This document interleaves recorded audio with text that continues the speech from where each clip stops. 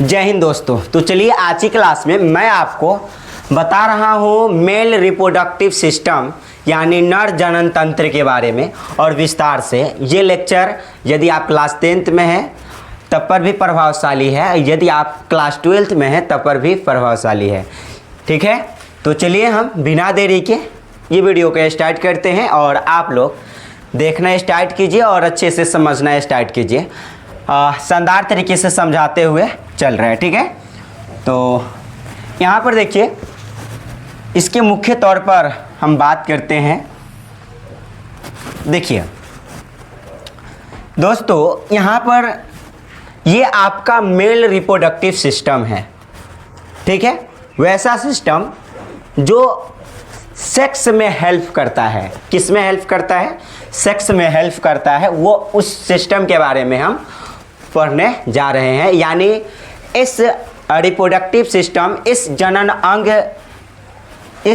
अंग के अलावा, मतलब कि यह जनन अंग है तो सेक्स होगा, अगर यह जनन अंग नहीं है तो सेक्स नहीं होगा। ठीक है, तो चलिए यहाँ पर देखते हैं। मुख्य जो आपका सेक्स ऑर्गन होता है, मुख्य जो जनन अंग होता है मेल रिप्रोडक्टिव सिस्टम में, वह क्या होता है? तो आप कहेंगे ब्रीसन होता है। ये जो आपको दिखाई दे रहा है यह ब्रीसन है, जो कि लड़कों में कै गो होता है? 2 गो, जिसको हम इंग्लिश में टेस्टिस कहते हैं। लेफ्ट में भी और राइट में भी, दोनों तरफ जो है ब्रीसन की संख्या, मतलब कि एगो इधर और एगो उधर, मतलब लेफ्ट और राइट दोनों में ब्रीसन की संख्या 2 ही होती है। कितने होती है? 2 होती है, यानी एक तरफ लेफ्ट में एक तरफ राइट में। ओके, अब देखिएगा, यानी कि एक तरफ दायां और एक तरफ बायां में। अब देखिए यहाँ पर है ये आपका ब्रीसन। ठीक है, ये आपका मुख्य जनन अंग है। ठीक, अब ब्रीसन रहता कहाँ है भाई? तो कहेंगे ये ब्रीसन जो है ये ब्रीसन कोश में रहता है। ये जो आपको दिखाई दे रहा है ये क्या है? आपका ब्रीसन कोश है। इसी ब्रीसन कोश में क्या रहता है? ब्रीसन रहता है। It's very simple. ओके, ध्यान रखेंगे। और इसी ब्रीसन से जुड़ा होता है क्या? तो कहेंगे ये वाला जो पार्ट आपको दिखाई दे रहा है ऐसे, ये है आपका अधिब्रीसन। ये क्या है? अधिब्रीसन। ठीक है, यानी ब्रीसन से क्या जुड़ा होता है? तो आप कहेंगे दोस्तों यहाँ पर अधिब्रीसन जुड़ा होता है। ठीक है, अधिब्रीसन जुड़ा होता है। तो आपका मुख्य जो प्रजनन अंग है, नर जनन अंग है, मुख्य रूप से ब्रीसन है, और ब्रीसन से ही जुड़ा होता है अधिब्रीसन। ठीक है, और अधिब्रीसन से शुक्रवाहिनी जुड़ा होता है। ठीक है, इस कदर से जो है जुड़ा होता है। ठीक है, तो मुख्य रूप से ब्रीसन होता है नर जनन अंग। उसके बाद सहायक अंग, मतलब हेल्प करने वाले जो अंग है, यानी जो सेक्स, ऐसे मुख्य रूप से तो ब्रीसन हेल्प करेगा सेक्स करने में। और हेल्प कौन करेगा? कौन जनन अंग? कहेंगे एक अधिब्रीसन, फिर यहाँ पर शुक्रवाहिनी। ठीक है, और यहाँ पर प्रोस्टेट ग्लैंड, यानी कि प्रोस्टेट ग्रंथि। ठीक है, देखिए ध्यान से समझेंगे। अधिब्रीसन शुक्रवाहिनी से जुड़ा होता है। ठीक है, ऐसे। और ये शुक्रवाहिनी जो है इस टाइप से जो है ऐसे है। और शुक्रवाहिनी आगे चलकर जो है यहाँ पर किससे जो है मूत्र जो नली यहाँ पर निकला है, ये तो आपके एक थैली है मूत्राशय। ये क्या है? एक थैली है मूत्राशय, और मूत्राशय से एक नली निकलता है जिसको हम मूत्र नली कहते हैं। तो दोस्तों यहाँ पर समझेंगे, ये जो मूत्रवाहिनी है ये मूत्रवाहिनी है, आगे चलकर मूत्र नली से जुड़कर किससे? मूत्रवाहिनी मूत्र नली से जुड़कर एक मार्ग बनाती है जिसे हम मूत्र मार्ग कहते हैं। जिसे हम क्या कहते हैं? मूत्र मार्ग। और दोस्तों यहाँ पर ध्यान रखेंगे, इस मूत्र मार्ग के ऊपर जो स्किन पाया जाता है, ठीक है, स्किन जो पाया जाता है, त्वचा पाया जाता है। इस त्वचा यानी स्किन का जो नाम होता है, इस स्किन का नाम होता है सीसन। क्या होता है? सीसन। ध्यान रखें। ठीक है, ये सीसन होता है। ओके, जिसको हम पेनिस कहते हैं, जिसको हम क्या कहते हैं यहाँ पर, शीशन को ही हम पेनिस कहते हैं। ठीक, तो ऊपर वाला जो स्किन त्वचा होता है मूत्र मार्ग यानी लिंग के ऊपर जो त्वचा होता है उसको हम क्या कहते हैं, तो यहाँ पर पेनिस यानी शीशन कहते हैं। ठीक है, शीशन कहते हैं। उम्मीद करता हूँ मूत्र मार्ग क्या होता है, शीशन क्या होता है, आप समझ गए होइएगा। अब देखिएगा यहाँ पर ध्यान से समझेंगे, ये वाला जो आपकी जो फ्रंट एरिया है, ये इसको हम ग्लांस कहते हैं। क्या कहते हैं, ग्लांस कहते हैं। ध्यान रखेंगे, हिंदी में भी आप इसको ग्लांसी बोलेंगे। क्या बोलेंगे, ग्लांस बोलेंगे, नो डाउट। ठीक, हिंदी में भी क्या बोलेंगे, ग्लांस, और इंग्लिश में भी नाम इसका ग्लांस ही होता है, नो डाउट। ठीक है, और यहाँ पर देखिए और भी इससे जुड़ा हुआ है। यहाँ पर देखिए शुक्राशय वाला पार्ट है। क्या है, शुक्राशय। शुक्राशय कहने का मतलब, अगर वृषण में अगर शुक्राणु बनता है, निर्माण होता है, वृषण में शुक्राणु का निर्माण होता है, तो अधिवृषण और शुक्रवाहिनी से होते हुए यहाँ पर शुक्राशय में जो है शुक्राणु जमा होता है। शुक्राशय कहने का मतलब कि क्या जमा करने वाला अंग है, तो कहेंगे यहाँ पर जो है आपका शुक्राणु को ये इकट्ठा होता है। कहाँ पर, तो कहेंगे शुक्राशय में। इस बात को जरूर ध्यान रखेंगे। और यह क्या है, एक ग्लैंड है।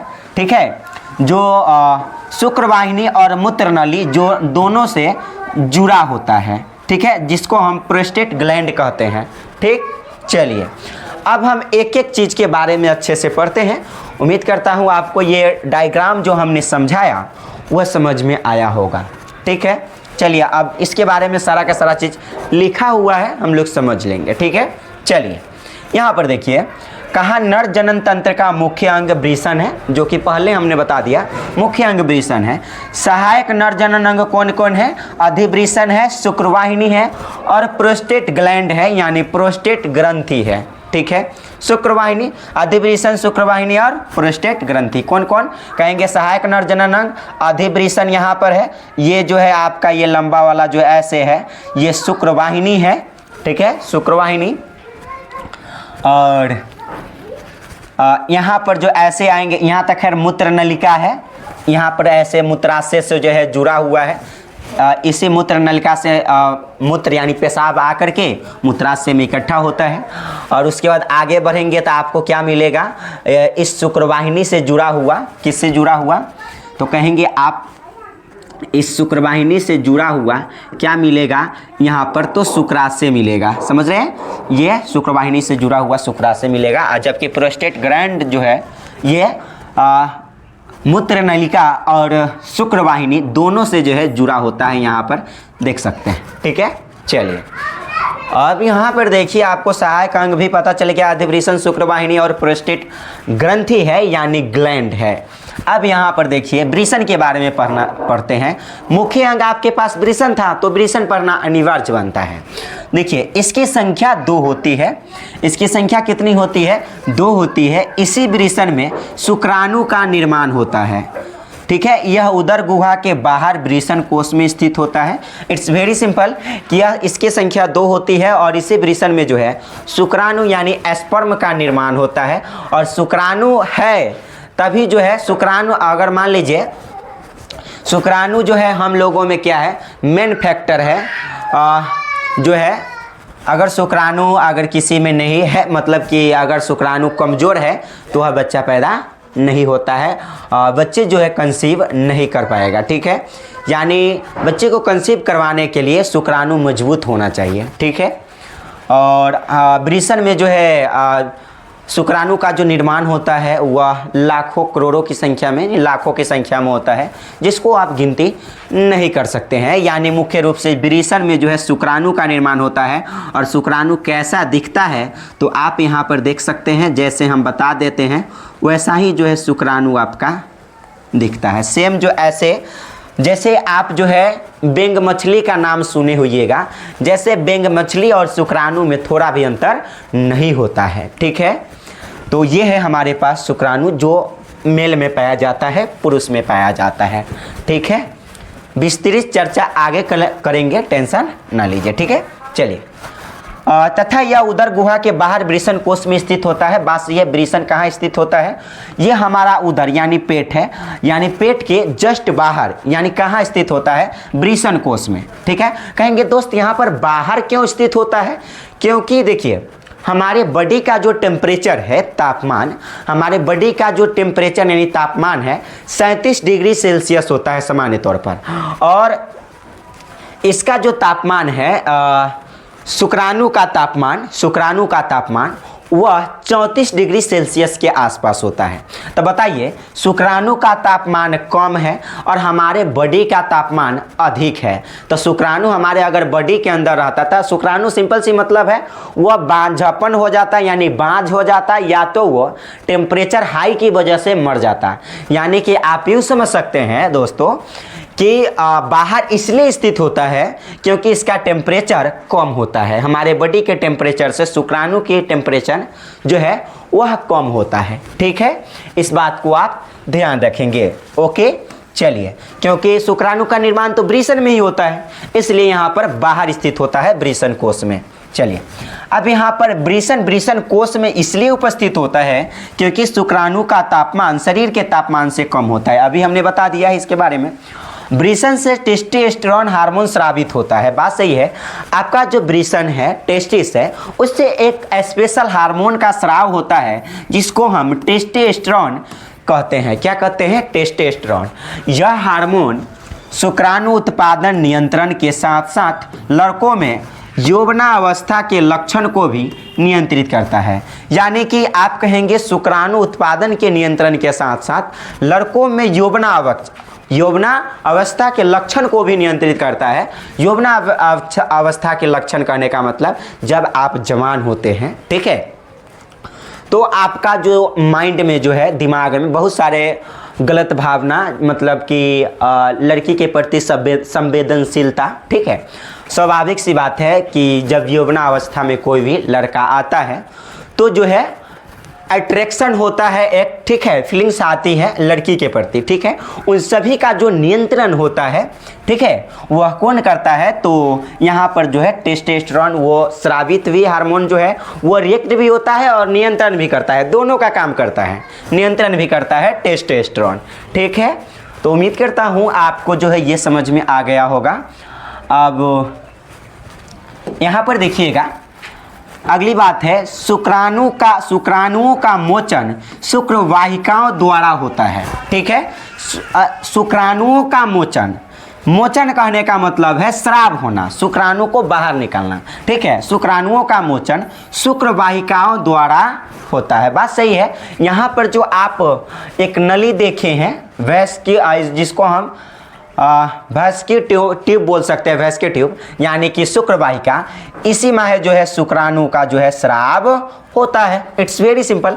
और शुक्राणु का स्राव जो है शुक्रवाहिका यानी शुक्रवाहिनी से होते हुए यहाँ पर जो है शुक्राशय से होते हुए शुक्राशय में जमा हो रहता है। अगर जमा यहाँ हो गया तो हो गया, नहीं होगा तो एजाकुलेशन के दौरान, ठीक है, यानी सेक्स के दौरान जो है यहाँ पर मूत्रमार्ग के जरिए जो है यह योनि में प्रवेश कर जाता है, लड़की का योनि में। ठीक है, अब यहाँ पर आगे समझेंगे। ओके, यहाँ पर देखिएगा, ध्यान से समझेंगे। अब कहता है शुक्राणु का मोचन शुक्रवाहिका द्वारा होता है, शुक्रवाहिका यानी शुक्रवाहिनी, समझ रहे हैं।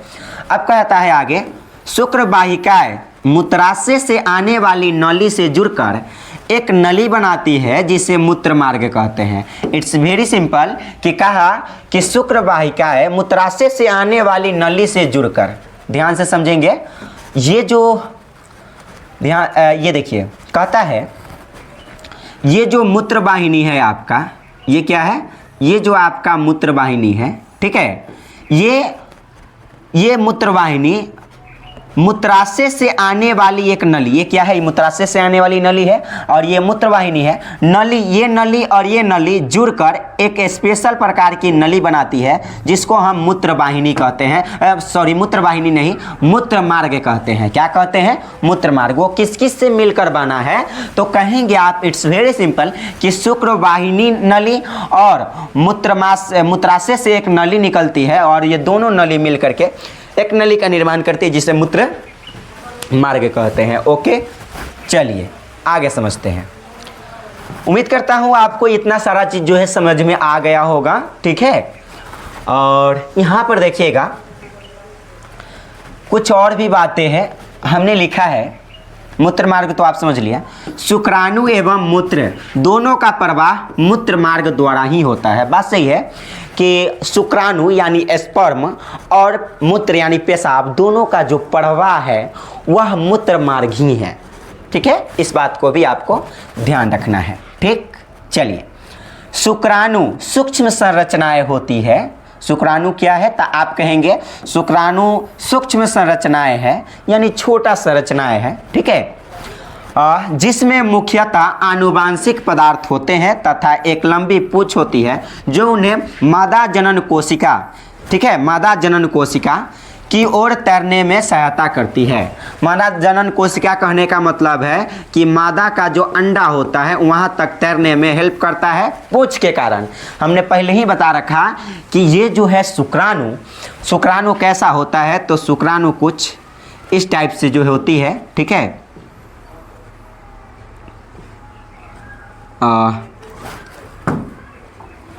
शुक्राणु जो है हमने पहले ही बता रखा है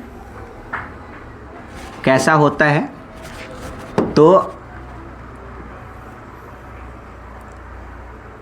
देखिए यहाँ पर जो है कुछ इस टाइप से जो है, और ऐसा एक नहीं होता बल्कि बहुत सारे होते हैं। वही क्या, शुक्राणु सूक्ष्म संरचनाएं हैं, मतलब छोटी सी संरचनाएं हैं जिसमें मुख्यतः आनुवांशिक पदार्थ, आनुवांशिक पदार्थ कहने का मतलब है जो हमारे जेनेटिक मटेरियल है। आनुवांशिक पदार्थ यानी जेनेटिक मटेरियल, जैसे में हमें जो डीएनए होगा वही डीएनए हमारे बच्चे में होगा, यही है आनुवांशिक पदार्थ, ठीक है। तो वही कहा शुक्राणु में ही आनुवांशिक पदार्थ होता है। इससे यह स्पष्ट होता है कि जो बच्चा पैदा होगा वह मेरा होगा। अगर ऐसे बाई द वे अगर कोई भी चीज़ का अगर कुछ होता है तो यहाँ पर जो है उसका डीएनए जांच होता है और फिर पता चलता है जिसका वो बच्चा होता है वो अपना जो है उस पर डिसाइड होता है, ठीक है। डीएनए स्पष्ट है कि लास्ट तौर पर डीएनए जांच से ही पता चलता है कि किसका बच्चा है और किसका बच्चा नहीं, ठीक है। तो चलिए यहाँ पर आप समझ गए, ये आनुवांशिक पदार्थ होते हैं कहाँ, शुक्राणु में, तथा यह लंबी पूंछ होती है। देखिए यहाँ पर लंबी पूंछ होती है जो उन्हें मादा जनन कोशिका यानी अंडा की ओर तैरने में सहायता करती है, ठीक है। और मतलब कि अंडा यहाँ पर मान लीजिए कि ये मतलब कि योनि के ऊपर, मतलब कि पहले योनि होता है नीचे और योनि मार्ग से ही धीरे धीरे ऊपर की ओर बढ़ता है। योनि मार्ग से फिर जो है यहाँ पर गर्भाशय में जाता, गिरिबा में, और गिरिबा से गर्भाशय में, और गर्भाशय से जो है फैलोपियन नलिका में जो है अंडाणु और शुक्राणु दोनों निषेचित होता है, फर्टिलाइज होता है, ठीक है। इस बात को हम बताएंगे और टेंशन नहीं लीजिए। ऐसे आप लोग सामान्य तौर पर समझ लें कि ये शुक्राणु है, ये अंडाणु है यानी कि अंडा है। ये दोनों फर्टिलाइज होगा, निषेचित होगा कहाँ पर, तो फैलोपियन नलिका में जो है निषेचित होता है, फर्टिलाइज होता है, ठीक है। तो उम्मीद करता हूँ आपको जो है नर जनन तंत्र काफ़ी जो है अच्छे से समझ में आ गया होगा, ठीक है। और समझ में आ गया है तो वीडियो को लाइक कीजिए, ठीक है, चैनल को सब्सक्राइब कीजिए और वीडियो को फटाफट जो है अपने दोस्त में शेयर ज़रूर कीजिए, ठीक है। सो फिर मिलते हैं अगले वीडियो में। जब तक आप लोग अच्छे से स्टडी करते रहिए। ओके, जय हिंद, जय भारत।